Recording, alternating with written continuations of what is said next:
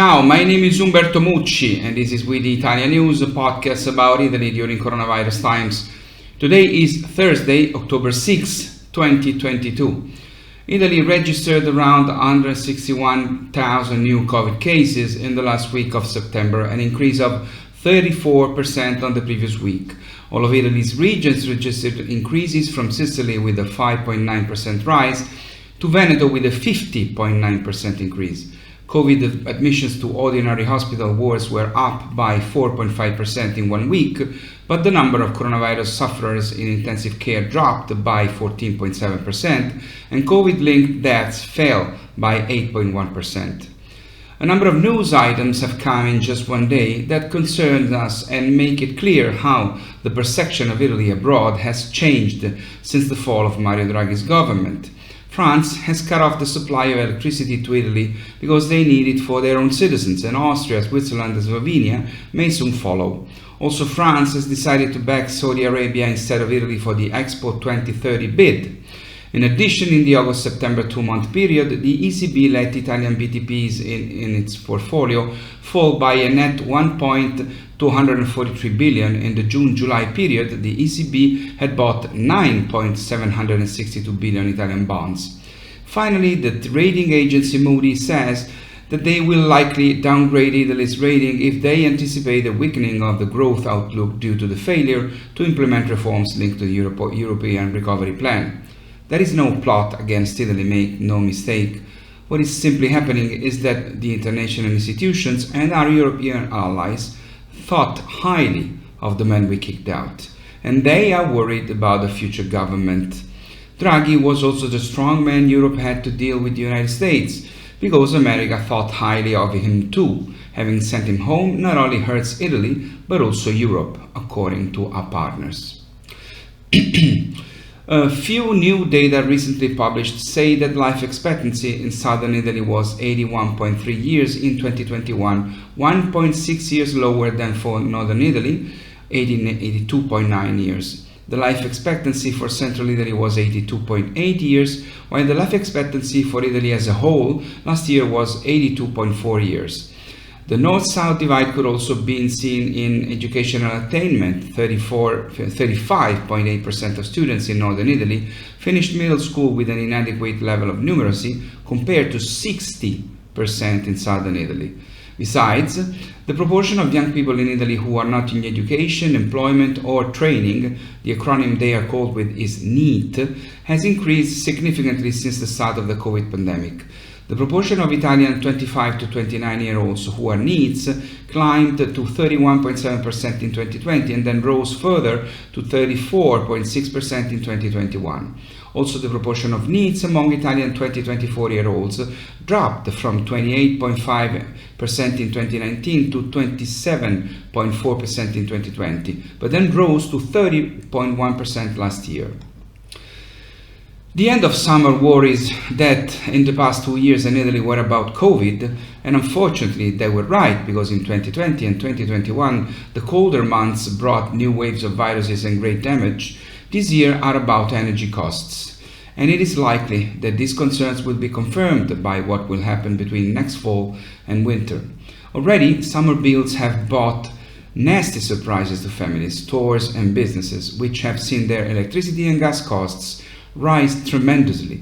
But all Italians know that the worst is yet to come, and there are many fears. The calculated increase on an average Italian family says that the electricity bill will rise 59% from October, plus 59%. Italian companies that supply gas and electricity to Italians are in great difficulty, and they have already announced that because of this, in some cases, they will begin to cut off gas and electricity supply after only one unpaid bill. Some have begun to call this an energy pandemic. Russia cut off gas supply to Italy and only yesterday resumed it. Italy is the European country with the highest percentage of gas reserves set aside, and by now Russian gas is only 10% of what we import. But to do without it would still be very difficult, considering that there can be various problems also regarding imports coming in from other countries such as Algeria, Azerbaijan and Libya, all politically unstable countries. Besides, there is a possibility that winter temperatures will drop more than expected. There could be some catastrophic event that damages supplies, or there could be technical problems such as the accident that happened a few days ago, if it was an accident, on the undersea pipeline that brings gas from Russia to Europe. Talks about storage and daily incoming flows inevitably tie in with those of energy costs. Winter will not only bring cold weather against which we defend ourselves by heating with gas, but it will also shorten the days of sunlight. Electricity consumption is therefore set to rise from current levels, with heavy consequences for the pockets of all the Italians, who in fact are not willing to work from home like they did during and after the pandemic because of the bills they should pay home. The price of electricity is in fact calculated on the basis of the price of gas, following a pattern that has been proven for decades in Europe. With the cost of gas constantly traveling at high figures, electricity bills are also following the same trend. The European Union is therefore working to figure out what position to take, but whatever the decision is, even if it is the right one and it is taken tomorrow, it will take 2 or 3 months at best to see electricity and gas bills come down. The fall and winter are therefore expected to be very problematic and frightening for many Italians who are sincerely exhausted from 3 years now in which there has never been a break to their anxieties. Another statistic of which there is very little to be proud concerns the percentage of women elected to the next Italian parliament, which will meet for the first time in a week. In the 2018 last elections, women's representation was at 35.3%, and now it has fallen to 32.2%, which is the first reversal in 20 years. 193 women elected out of a total of 600 senators and deputies. It is true that we will most likely have for the first time a woman as head of the Italian government, but honestly we are still really behind, and I don't think there are any countries in the free world that reverse the trend and elect a lower percentage of women than in previous elections. To date, out of more than 1,550 ministerial positions in 67 different Italian governments, women have held only about 100. I'll repeat it. To date, out of more than 1,550 ministerial positions in 67 different Italian governments, women have held only about 100, and half of them in smaller ministries with no spending budgets.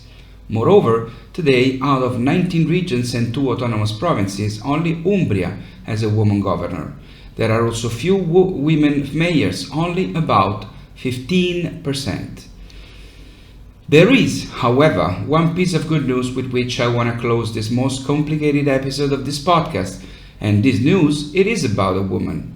More, it's about an Italian-American woman, thus uniting our two countries in excellence. The Italian-American scientist Caroline Bertozzi has won the Nobel Prize in Chemistry. And talking about too few women and too many men in rewarded positions, Caroline Bertozzi is the only female scientist to have been awarded the Science Nobel Prize this year after an all-male lineup in 2021. It's all for now, it's all for today. My name is Umberto Mucci, this was We the ItaliaNews. I'll see you next Thursday. Please stay safe and take care. Ciao from Rome.